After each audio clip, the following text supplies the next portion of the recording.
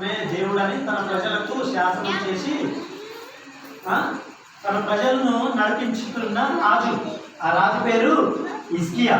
ఆ రాజుకి ఏమొచ్చింది? ఇక్కడ జబ్బు చేసిందట. ఏం జబ్బు?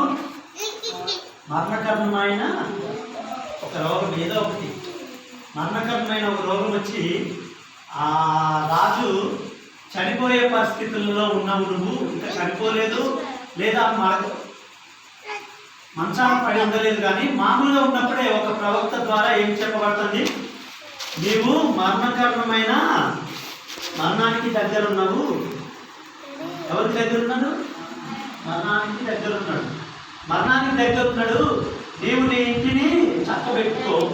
ఇంటిని చక్కబెట్టుకో అంటే కుటుంబ సభ్యులు కాదు, కానీ ముందు నీ ప్రవర్తనని సరి చూసుకోవాలని చెప్తున్నాడు. అక్కడ యెహోవా సెలవిచ్చుచున్నాడు, నీ ప్రవర్తనని సరి చూసుకో. మరి ఈరోజు మన ప్రవర్తన ఎలా ఉన్నది? మన దైవ సేవకులు చెప్పే మాటలు ఎంతవరకు మనం విని వదిలేస్తున్నాము, విని వాటిని ప్రకారం మనం నడుచుకుంటున్నాము. ఇక్కడ ఈ భక్తుడైతే ముందుకు ఇంకా కొంచెం ముందుకెళ్తే 2వ వచనం,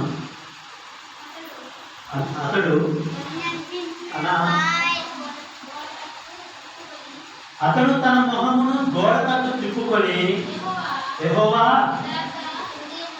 యథార్థ హృదయుడై సత్యముతో నీ సన్నిధిని నేనెట్లు నడుచుకుంటునో నీ దృష్టికి అనుకూలంగా సమస్తమును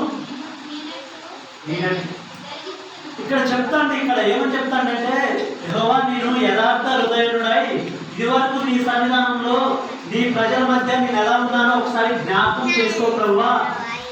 ఎందుకు మరి నన్ను ఇలా మరణకరమైన రోగం నాకు దగ్గర చేస్తున్నావు? ప్రభువా నేనేం చేశాను? తనను తను ఆత్మవిమర్శన చేసుకుంటాడు. దేవుడితో తనకున్న సంబంధాన్ని ఏం చేసుకుంటాడు? ఇక్కడ ఆలోచించుకుంటాడు. ప్రభువా గుర్తు చేస్తాడు. ప్రభువా నేను ఇదివరకు యథార్థ హృదయుడినై ఉన్నాను కదా, నీ సన్నిధానంలో మంచిగానే ఉన్నాను కదా, నీకు దగ్గరగానే ఉన్నాను కదా, నీ ప్రజలకు నీ విధానంలో నడిపిస్తున్నాను కదా. ప్రభువా ఎందుకు నాకు ఈ మరణకరమైన రోగం దగ్గర చేస్తున్నావు? ప్రభువా నన్ను జ్ఞాపకం చేసుకో. ఇది వరకు నేను మంచిగా ఉన్నాను ప్రభువా, ఆ విషయాలను బట్టి నన్ను ఇప్పుడు జ్ఞాపకం చేసుకో. మనం కూడా అడుగుతూ ఉంటాం, అరే నీకు ఇది వరకు నేను ఇట్లా మంచిగా చేసిన కదా, ఒకసారి నన్ను ఈ తప్పులు క్షమించురా, లేకపోతే అరే ఇది వరకు నీకు ఆ సాయం చేసిన ఒకసారి నాకు అప్పిచ్చి ఆదుకోరా అని మనం చేసిన పాత విషయాలని మనం జ్ఞాపకం చేస్తూ ఉంటాం, గుర్తు చేస్తూ ఉంటాం. అట్లయినా ఏమవుతుంది? వాళ్ళ హృదయాలు కలిగి మనకు సాయం చేస్తారేమో. ఇక్కడ కూడా ఈ భక్తుడు ఏం చేస్తాడు? కన్నీళ్లు విడుచుతాడట. ఏమని? ప్రభువా నేను ఇక్కడ ఉన్నది గోడవైపు తన మొహం త్రిప్పుకొని యెహోవాకు ప్రార్థన చేశాను.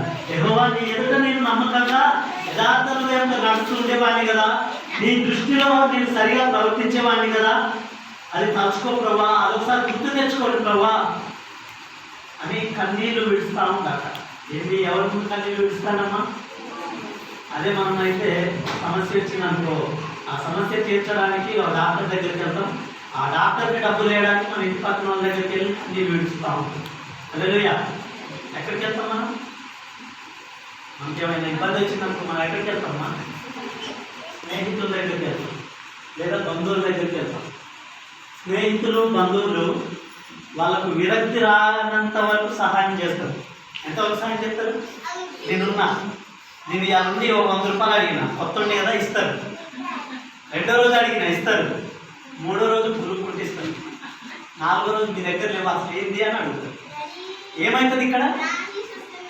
మనుషులు మనము ఏమవుతుందంటే అడగడం వాళ్ళకి విరక్తి వస్తుంది, లేదా మన మీద చిన్న చూపు కలుగుతూ ఉంటుంది.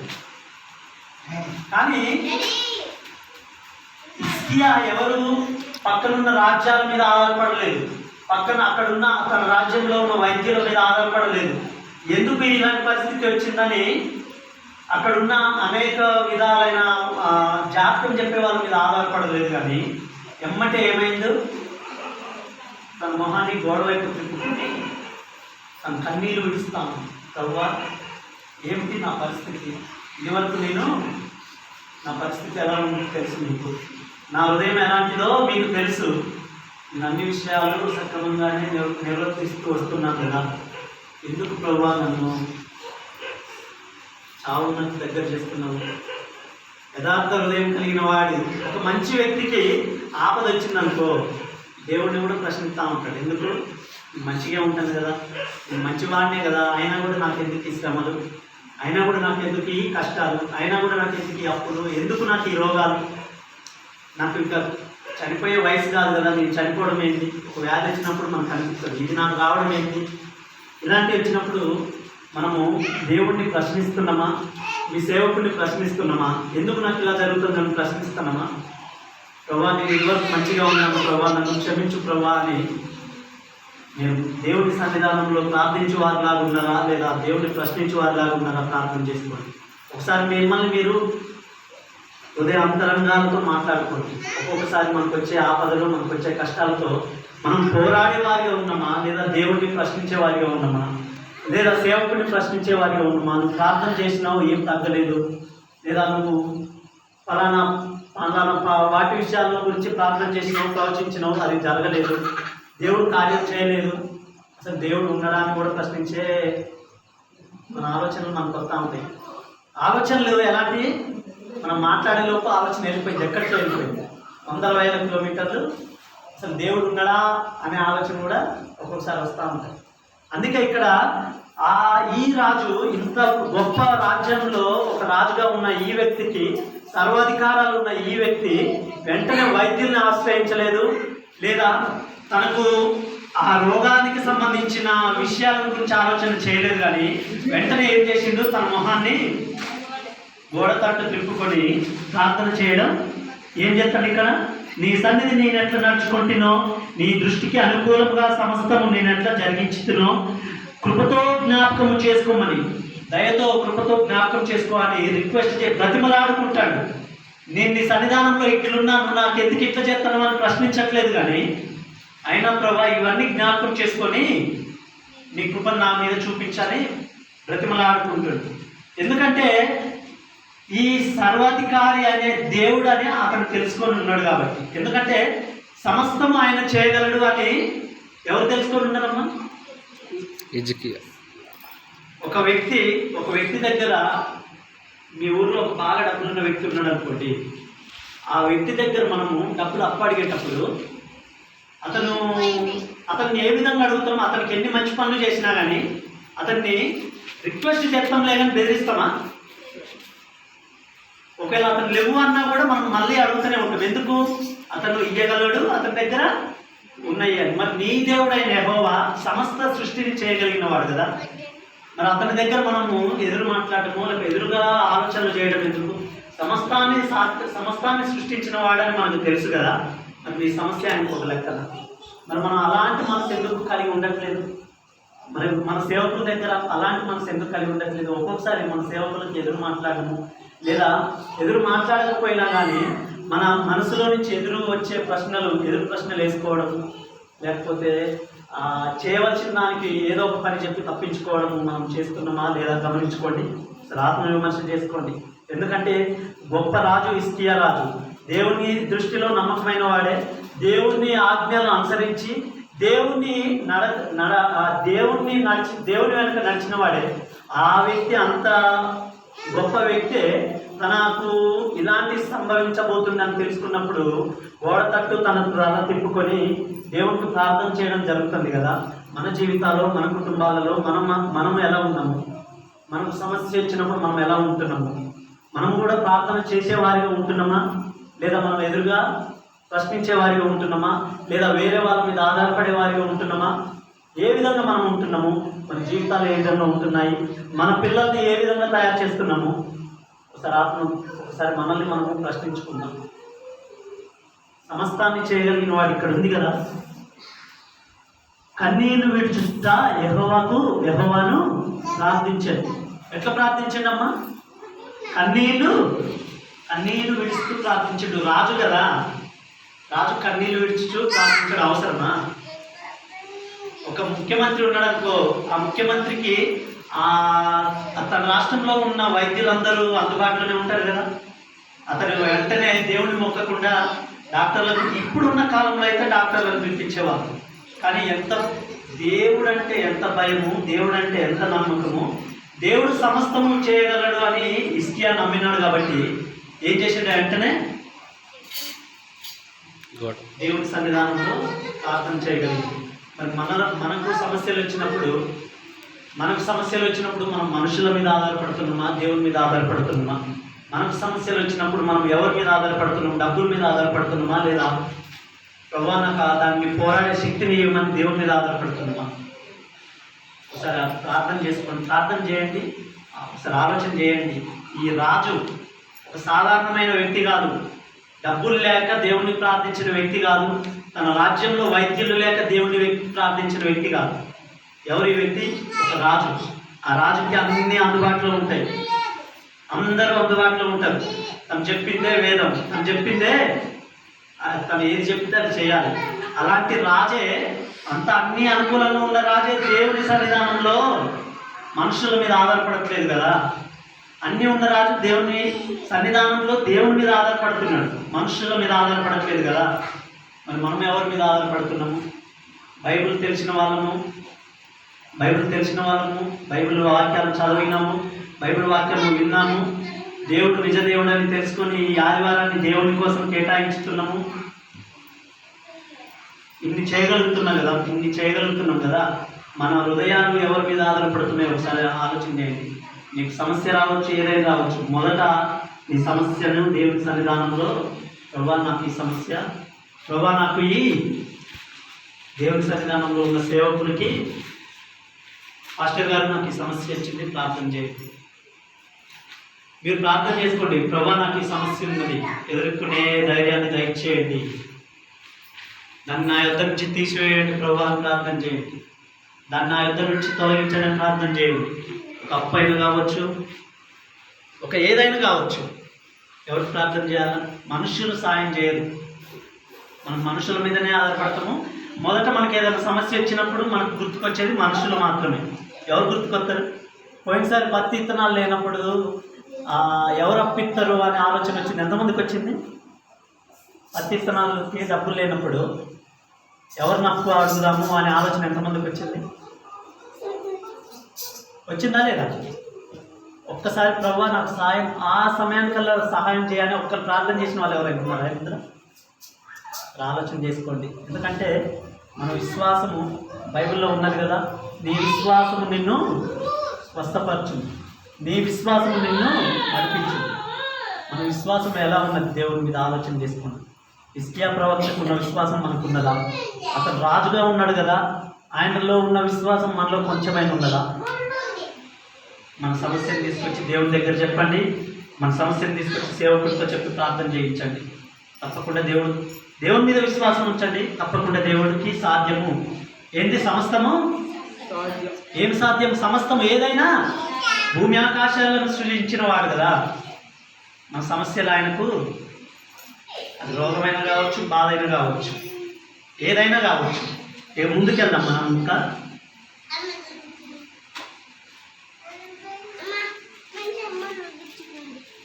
5వ వచనం చూద్దాం. 5వ వచనం చదవండి. నీవు తిరిగి నా ప్రజలకు అధిపతి అయిన హిజ్కియాకు. ఎవరి ప్రజలకు అధిపతి అమ్మైనా? హిజ్కియా ఎవరి ప్రజలకు అధిపతి? దేవుని ప్రజలకు అధిపతి, దేవుని ప్రజలకు రాజు. దేవుని మీద ఆధారపడతాడు కాబట్టి ఆ రాజ్యం చాలా బాగున్నదట. ఆ రాజ్యం ఎలా ఉందో చూద్దాం ఒక్కసారి. అంటే ఎందుకు చెప్తున్నానంటే, అతను దేవుని మీద ఆధారపడితే ఆయన రాజ్యం ఎలా ఉన్నదో మీరు తెలుసుకుంటే ఒక్కొక్కసారి మీ విశ్వాసం పెరగవచ్చు అనే ఆశ. ఒక్కసారి చూద్దాం.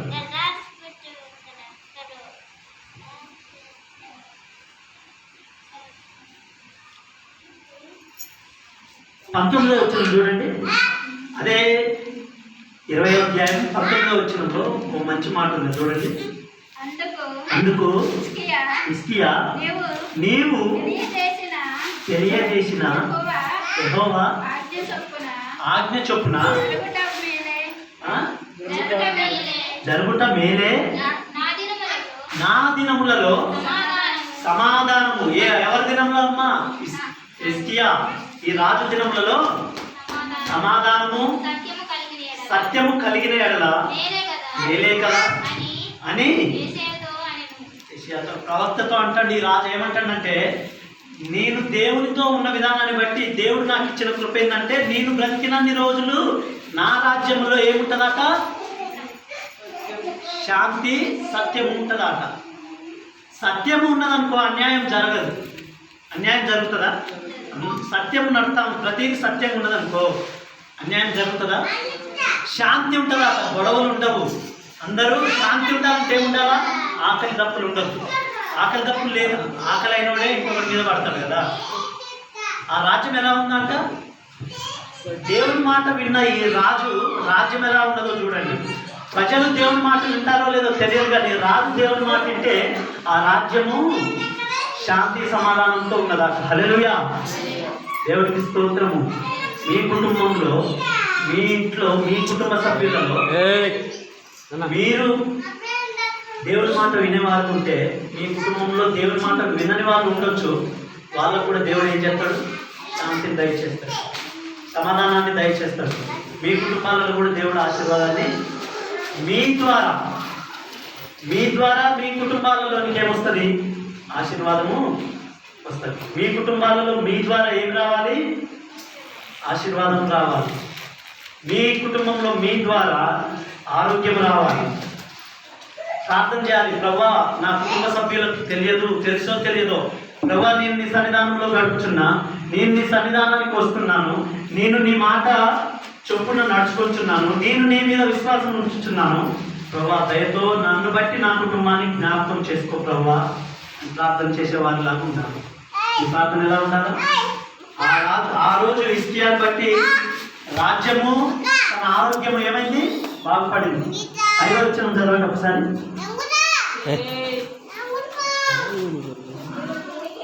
నీవు తిరిగి నా ప్రజలకు అధిపతి అయిన హిజ్కియా యొద్దకు పోయి అతనితో ఇట్లా, నేను నీ పితరులైన దావీదుకు దేవుడగు యెహోవా నీకు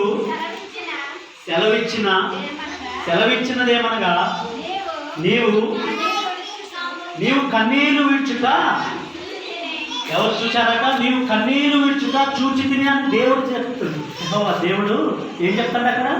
నీవు కన్నీళ్లు విడ్చుట చూచి తిని నీ ప్రార్థన నేను అంగీకరించి ఉన్నాను. హల్లెలూయా. ఏం చెప్తానమ్మ దేవుడు? నేను నిన్ను బాగు చేసేదన్నా. ఎంత మంచిగా ఉండదమ్మా ఈ మాట. నేను నిన్ను బాగు చేసేదన్నని దేవుడే చెప్తాడు కదా. దేవుడు నీతో నీ ప్రార్థన విని నీతో నిన్ను బాగు చేస్తాను, నీ కుటుంబాన్ని బాగు చేస్తాను అని చెప్పే విధంగా నీ ప్రార్థన ఉన్నదా? నీవు చేసే సమస్యలకి ప్రతిఫలం ఇస్తాను, నీవు చేసే సమస్యల నుంచి నేను విడిపిస్తాను అని నీవు పొందుకునే సమాధానాన్ని దేవుని వద్ద, అలాంటి సంబంధాన్ని నువ్వు దేవునితో కలిగి ఉన్నావా? ఆలోచన చేయండి. మీ కుటుంబాలలో మీరు దేవునితో ఎలాంటి సంబంధాన్ని కలిగి ఉండదు. అక్కడ తనకు మరణకారణమైన రోగం వచ్చినప్పుడు అతను దేవుని సన్నిధానంలో ప్రార్థన చేసినప్పుడు ఇక్కడ ఏం సమాధానం పొందుతాడు? నీవు బాగుపడేదవు అని సమాధానం పొందుతాడు కదా. మరి మన కుటుంబాలలో మన సమస్యల గురించి మనము దేవుని దగ్గర ప్రార్థన చేసినప్పుడు మరి మనం ఇలాంటి సమాధానం పొందుకునే వారిగా ఉన్నామా? మన సమస్యలలో, మన వ్యాధులలో, మన బాధలలో, మన అప్పులలో, మన కుటుంబ తగాదలలో దేవుని నుండి సమాధానం పొందుకునే వారిగా ఉన్నామా? అసలు దేవుని నుండి సమాధానం పొందుకునే వారిగా ఉన్నామా అనే దానికంటే ముందు మనం దేవునికి ప్రార్థన చేస్తున్నామా? హల్లెలూయా. ఏంటమ్మా, మనం దేవునికి ప్రార్థన చేసేవారిగా ఉన్నామా? లేదా ఈరోజు ఒక తీర్మానం చేసుకోండి. హిజ్కియా రాజు